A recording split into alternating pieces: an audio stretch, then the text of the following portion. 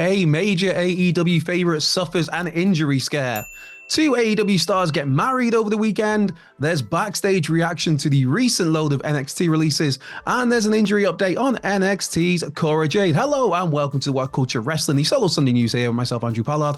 It's been a minute. I hope you're good. I hope you're well. First and foremost, happy May 19th to everybody that celebrates. If you know, you know. Right, let's get into this. I have been missing for a couple of weeks, but I'm back here. My voice still is not quite right, but you don't care about that. So let's get into wrestling talk and into Athena, most importantly first here, because Athena suffered an injury scare at the latest set of ROH TV tapings. Now, Athena is the current Ring of Honor Women's Champion, has been reigning there for over 500 days by this point, absolutely killing it over the past year or more. Many people clamoring for her to be featured more on AEW TV because she's great. And let's face it, the amount of people that watch Ring of Honor, no disrespect to Ring of Honor, is very small compared to AEW, and Athena deserves a far bigger platform. But she has suffered an injury. This was on, I think it was Thursday it took place. This report comes from PW Insider, noting that the Collision / Ring of Honor tapings on Thursday, Athena suffered an injury to her left leg. Now, this came in the match against Viva Van, where Athena charged Viva Van, who ducked, pulled the middle rope down. Athena took a bump to the floor, and when she got up, she was limping on her left leg. She did get back into the ring, did finish the match, hit a forearm smash and went for the pin. Viva Van kicked out, and then seemingly Athena let the referee know that, like, no, I'm hurt, went for another pinfall and got the 1, 2, 3. Now, this report notes that she did stay in character after the match, though she was assisted to the back by ROH officials. Now, there's no further details on how severe this injury is, what the specifics of the injury are, I should say, and also whether this is something that is going to be a case where Athena has to have a spell on the sidelines, or whether it's just something that maybe it's one of those a minor injury, just something not too serious, something that's just like in the moment and doesn't keep her off ROH TV or AEW TV, because as mentioned, she's been great. So there'll be more details to come on this, I'm sure, in this coming week. But for now, there's a bit of uncertainty around the status of Athena, the current ROH Women's Champion, who, as mentioned, has just been absolutely brilliant over the last 18 months or so, man. You should be doing more of it, Tony Khan, please. But let's move on to from one AEW favorite, because even though she's in Ring of Honor, Athena is an AEW favorite, to two others, and that is Ruby Soho, Ruby Soho, and Cool Hand Angelo Parker, who got married this weekend. Congratulations to the newlyweds, to the happy couple. And now this was first reported by PW Insider, who noted that Ruby and Ange got married yesterday, Saturday, in Ohio. And that was followed up by Johnny Hungy, John Silver, who posted a photo of the couple and himself on X, basically saying that he'd been dancing all night. So good on Johnny Hungy for having a good time at the wedding. Now this comes on the heels, of course, of Ruby and Ange announcing that they're expecting their first child, that Ruby Soho is pregnant. That came on an edition of AEW Rampage. That announcement was made, where some people at first thought, well, yeah, it's just this is part of the story because they're an on-screen couple, and then it's like, no, this is real. This is a real-life pregnancy, and they are a real-life couple, which a lot of people, myself included, did not realize up until that point. So yes, and this is a very real wedding that took place over the weekend, and it's weird to talk about these things in kind of real sense, as in like, well, yeah, they're a shoot couple having a shoot baby, and now they've got married, rather than just being part of a story.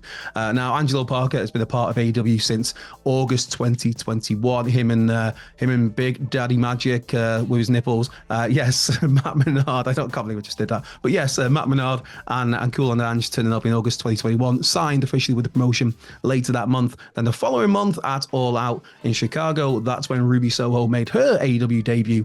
Now Ange and Ruby have been a couple on screen since towards the end of last year, maybe beginning this year. I lose my timelines. I'm dreadful, and I've had time off, so I'm even more dreadful, and I'm on antibiotics, so I'm even more confused. But yes, they've been a couple on screen since, I believe, the end of last year, and obviously that has been mirrored in real life. So yes, once again, congratulations to the happy couple on their marriage. May it all be well from all of us here at What Culture Wrestling. I'm sure I speak for the rest of the gang on that one.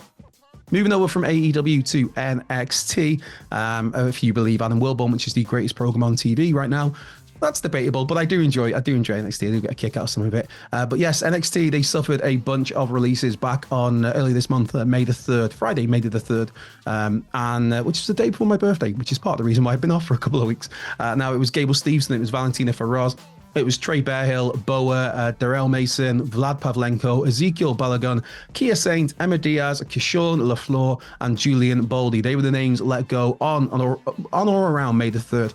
And Fightful has a bit of an update on the reaction to those releases. The Fightful report notes that the WWE Performance Center was closed on that Friday on May the 3rd, and talents have been told ahead of time that releases were coming, that cuts were about to be made. Some of those cuts, you may not have heard of some of the names because some of them were NXT Next Gen recruits. Now, they'd been signed before the taping of Next Gen, but they were not allowed to be announced as signings until the show had aired. As for Valentina Feroz and Boa, it's kind of an unfortunate one with them because injuries really stalled their progress in NXT, and some people in NXT have told Fightful that the two just didn't get a proper chance to show their skills due to those injuries, which is something that unfortunately does happen in wrestling. If you're injured for a prolonged period of time, or you've got several injuries back to back, then it comes a point where, especially when you're in the developmental system and you're in the early stages of your career, it comes a point where how much can we go in on this person? How reliable can they be? And that's not down to reliability in terms of professionalism. It's just down to, can their body cope with this? How can we make creative plans for them if we're fearful they're going to be injured again in a few weeks or a few months? Moving on to Gable Steveson, he was the biggest name of these cuts. That one, it was just a case of he wasn't progressing as well as had been hoped. I mean, of course, an Olympic gold medalist. There were big things. Gable Steveson even got drafted to Raw. Was it last year he was part of the draft? Got drafted to Raw. He got his little moment at WrestleMania with Chad Gable. He had his match in NXT with Baron Corbin where that did the unthinkable. Things aren't going well when you've inadvertently turned Baron Corbin babyface, uber heel Baron Corbin, and your performance or your performance, I'll say, that the way you are in the mic, the way you carry yourself, the way your ring skills are, they're at a level where you make Baron Corbin the good guy, and that is what happened with Gable Steveson in their match. It was also said in comparison to the development of Gable Stevenson's brother, Damon Kemp, how just Gable Steveson just was not coming along as hoped. And this report as well for Fightful also notes that Stevenson's previous run-ins with the law, with the police, they did not play a part in his release. It was just down to the dude wasn't getting it as well as they hoped he'd get it.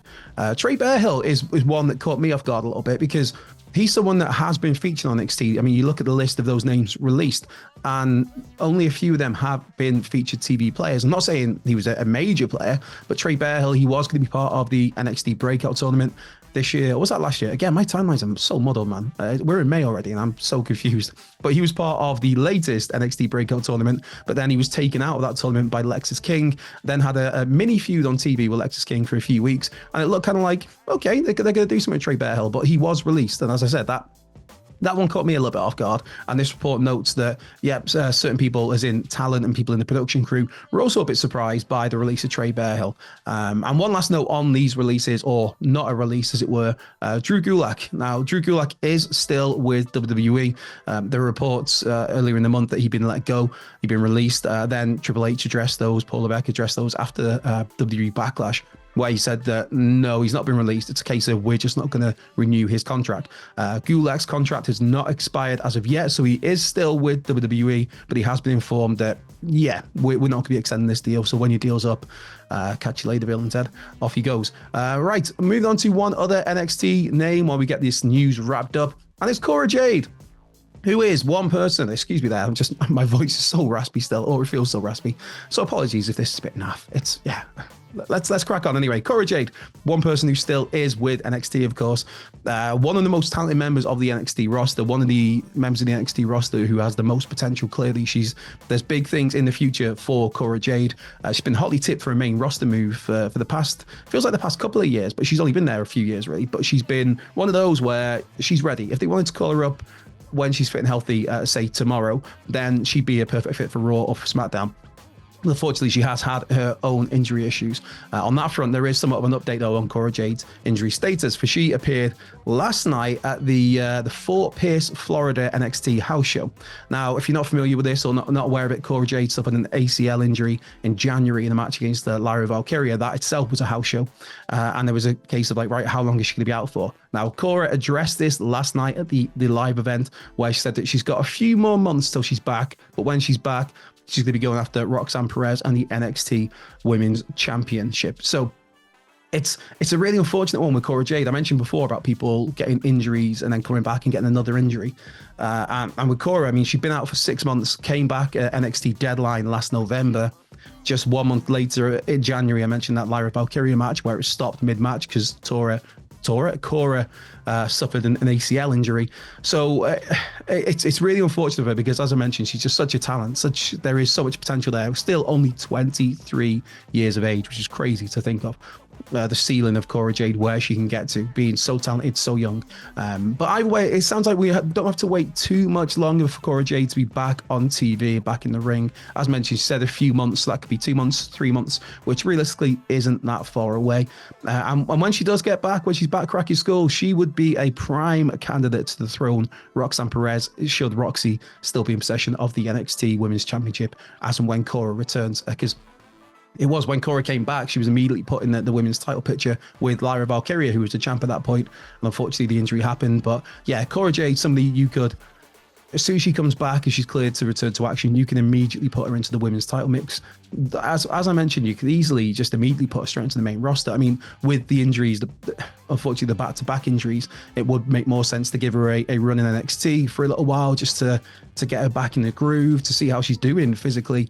And maybe, as I said, strap her up, give her the belt, get Roxanne onto the main roster, and then maybe towards, when you're looking at the 2025 draft, then Cora Jade, somebody where, yeah, that's something you can easily move up to the main roster. Right, let's wrap things up here with some questions. There's a bunch of questions, and I know supposedly we're supposed to do 3 or 4 questions. I'm going to try and get through a bunch of these because I've been off. I missed like 3 Sundays in a row.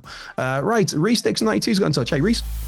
Welcome back. Thank you, Reese. Who, in your opinion, is an underrated tag team? Personally, I think the Bar don't get as much credit as they should for how good they were, especially as both were really singles wrestlers.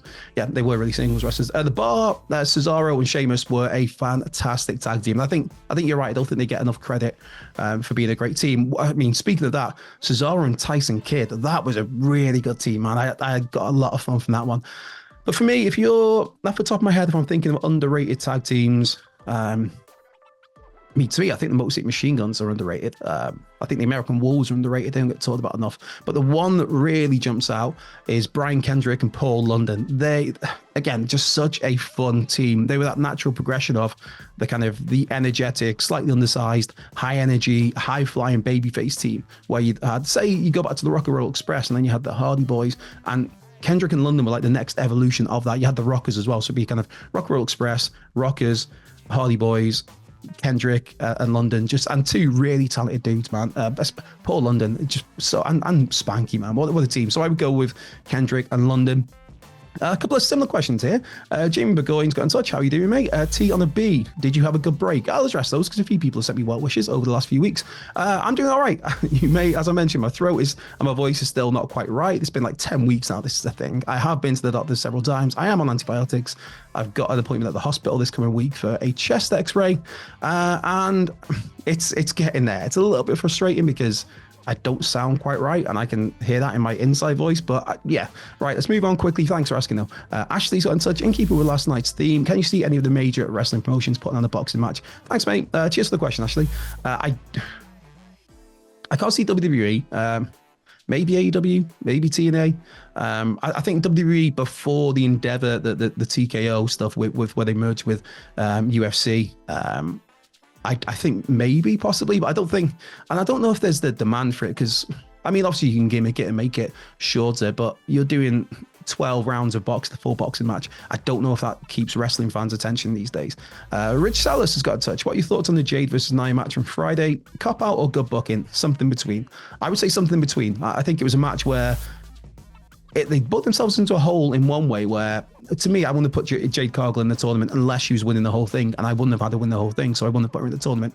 But once you did, you couldn't have her lose clean. You couldn't have her get pinned 1, 2, 3 or submit. So it was always going to be a screwy finish. I thought maybe we might get possibly like a double DQ or a double count out, because King of the Ring, well, obviously Queen of the Ring, this is the first official Queen of the Ring tournament. We've had the what was it, the Queen's Crown, as it was called before. But in terms of King of the Ring, there have been times when there's been, people have got buys. Bam Bam Bigelow got a buy to the final of the 1993 King of the Ring. You had Lex Luger and Tatanka going to a time limit draw. So there's ways to do it with people that progress. And I thought maybe that might be it with Jaden and with Nia. But I thought it was fine in terms of having Jade's daughter there. That made sense for a more kind of angry Jade, who was you got Nia Jax mocking Jade to her kid, and then you've got Nia trying to attack Jade with the chair, and so it just about makes sense that Jade would be pushed to the limit where, no, I'm going to hit you with the chair and get the DQ. So yeah, I think it could have been slightly better done, but yeah, so as I said, cop out or good booking or somewhere in between. I go somewhere in between. I think Nia Jax is winning the whole tournament. Judge Bro's got in touch, just got from work. Nights of fun. Oof. Well, I've been there, brother. Hopefully it was a nice night for you and things went okay. Just about to go to bed, but I was wondering what current wrestler would fit well in the profession era. I reckon WWE Rollins would make a good car mechanic. Okay, so I'm guessing we're looking at the new generation where it was all gimmicks, man. There was Trash Men, there was Repo Man. There's Repo Man, there's Repo Man, there's Drunk Duke, the Dumpster Josie. That's easy for me to say on limited sleep with lots of caffeine in me. Yeah, there was a lot going on, man. There was the Goon, there was TL Hopper, Chad Gable. I'm going to go with Chad Gable. Chad Gable could very much fit in with like a Dean Douglas sort of thing. Dean Douglas as in Shane Douglas, the franchise. What a talented dude that guy was. Oh man, the franchise was great. I'm still in my rewatch of the BCW, and I'm just like, franchise is just killing it. And then he went to WWF, as it were, then, and it's Dean Douglas, as in a hoity-toity teacher who's smarter than everybody else, and did get a very, very the brief cup of coffees with the IC title. So I would go Chad Gable in that sort of role, Master Gable. Tom Talks Rubbish got in touch. Hey Tom, oh, what a picture. As always on a Sunday, send me pictures of your pets. There's only me and editor Ryan working today. Shout out to editor Ryan, always does such an amazing job on a Sunday. So yeah, send me pictures of your pets. Those put a smile on my face. Hey man, Toby says hi. Hello Toby. It was the anniversary of my granddad's passing this week, and watching wrestling made me feel better. Sorry to hear that, Tom. Those moments are always tough. Hope you're doing well, mate. What wrestling do you watch to make you smile? Well, what wrestling do I watch personally to make me smile? There's a couple that come to mind. Roddy Piper versus Bret Hart, WrestleMania 8. That is my go-to all the time. When if I want something that I put on, it's just literally, it's going to put a smile on my face. It's Bret Hart, Roddy Piper, my favorite match of all time. Also sticking on that, I know I get loads of stick for being the guy who bangs on about Bret Hart all the time, but the other one is King of the Ring 1993. That whole tournament is just, and obviously it was won by Bret Hart, it's just a story of it. Bret going through Razor, overcoming Razor, where Razor had kind of stampled on the fingers, so then Bret couldn't use a sharpshooter in any of the matches after that. You had the babyface versus babyface match, is perfect, which is just, no pun intended, a perfect, flawless, just stunning match, including the pre-match promo where, my dad's harder than your dad. I owe you for SummerSlam. Just absolute gold. And then you had the main event of Bret Hart versus Bam Bam Bigelow. So I go King of the Ring 93. I go Bret versus Piper at WrestleMania 8. And I will go as well with Macho Randy Savage, Macho King Randy Savage versus the Ultimate Warrior at WrestleMania 7. That never fails to make me into a big, crying, bawling, ugly mess. The post-match with Savage reuniting with Miss Elizabeth. That obviously is not from WrestleMania 7. That's from WrestleMania 4, but there you go. It's behind me anyway. Right, let's crack on through these. Taylor Sin's got in touch. Do you think Cody has the staying power as champion that Roman had? If not, who should he drop the belt to? This is always an interesting one for me because Cody Rhodes won the WWE Undisputed Championship, 6 weeks ago, so like just over a month ago, and there's already some people are like, oh man, who's Cody going to drop the belt to? Is he going to turn heel? There's loads of questions about that I've seen over the last couple of weeks, and it's like, well, it's always the way with babyface champions who've been on that the long chase. The chase is always more enjoyable than the reign that comes after it. I mean, you saw it with Austin. When Austin was at his hottest, when Austin was at his best, well, wasn't necessarily when Austin was champion. That was why Stone Cold had relatively short title runs. It was about seeing him overcoming the odds and getting screwed week after week, month after month, pay-per-view after pay-per-view, and then eventually get that title. He get the big comeuppance on the heel, whether it's The Rock, whether it was Vince McMahon, whether it was whoever, The Undertaker, Kane. it was always watching Austin climb that mountain, not necessarily seeing Austin sitting on that mountain. And that's been the case with so many champions over the years, especially baby faces. And it feels like that's a little bit like that already with Cody. Some people are like, okay, so he's won that title, so what's next? As he got the staying power of champion that Roman Reigns had, I mean, he's not gonna, Cody, I believe, will get a decent length reign. I think he'll get a long reign. By that I mean, 6 months or more. He could hold it till next year's WrestleMania. He could hold it past next year's WrestleMania. He won't be getting the sort of reign that Roman Reigns had in terms of length, because that's something we won't see for a long time, probably till when I'm dead in the ground. But yeah, as for, I mean, it's a tricky one, because the question here, does he have the staying power as champion? If he's booked in that same way as Roman, then yeah, I mean, if you can always keep things fresh, there could be a heel turn in, by the time of next WrestleMania 41, Cody could turn heel, and when you turn heel, that brings a whole new dynamic and a whole new freshness to things. So there's ways to have him have that staying power as Roman. I don't think he will, though. As for when he drops it and who he drops it to me, the story is there with Gunther, but obviously they're on separate brands right now. But you can get there by Gunther winning the Royal Rumble and going after Cody maybe at WrestleMania 41. The better story for me, and I don't think there wouldn't be a title change if I was booking it, but the biggest story is Randy Orton and Cody Rhodes at some point. So yeah, there's some thoughts on that. Right, let's get this wrapped up. King Collector's got in touch. Amazing picture. Welcome back, legend. Thanks, King Collector. Do you think when Roman returns, he could reunite the bloodline by saving the Usos from a beatdown, then facing them in a match, I guess, to get their anger out, and then Heyman returns to Roman, bringing Jacob Fatu with him for War Games? Arthur says, welcome back, by the way. Arthur, you're looking fantastic, my friend. Thank you very much for sending that in. Roman, I think he will return, and he will reform a version of the bloodline with the Usos.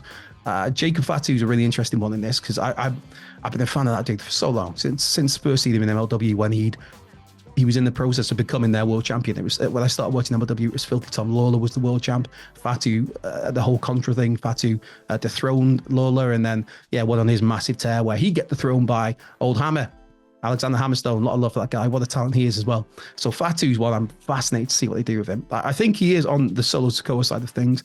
For me, I was thinking about this yesterday, because I'm very sad, and this is what I do on my days off. And I was thinking about how it almost like feels unthinkable, but I think there's a way where Roman returns, and you have Paul Heyman. There's sympathy for Paul Heyman, like the slimiest, greasiest, evilest, sinister, scummy, underhand, and I mean them all as compliments, Paulie. Paul Heyman is that guy.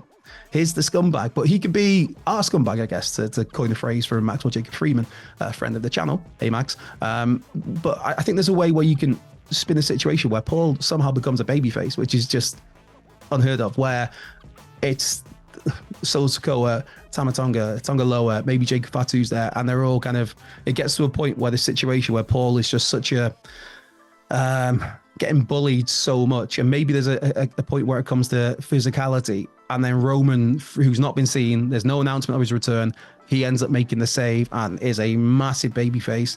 Paulie is a babyface by default, which it feels weird to talk about Paul Heyman as a babyface. But yeah, I think that's how I do it. But yeah, you could do it where he comes back and he saves the Usos from a beatdown. There's also the really interesting dynamics. I think Gunther's going to win the King of the Ring. I think it's going to be Gunther, it's going to be Randy Orton. I think it's going to be a really good story based around the knee injury that Randy's got, and the fact that Gunther's been racking up submission wins over the last few weeks. But there's a really interesting, there is still a chance to do Jey Uso versus Tama Tonga in the King of the Ring final.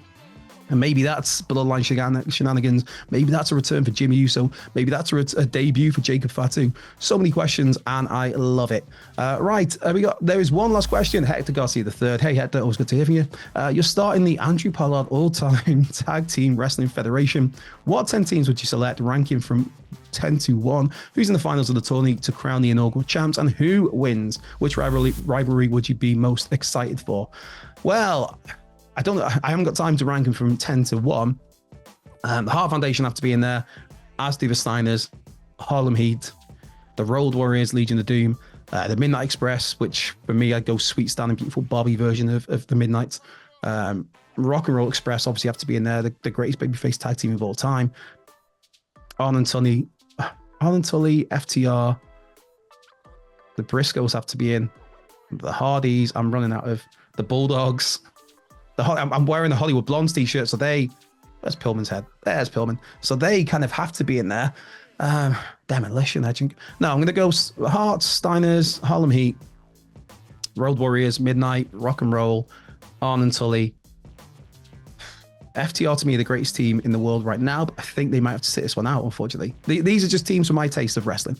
So where was I? Arn and Tully, Briscoes, Bulldogs, Hollywood Blondes. Right, that's my 10.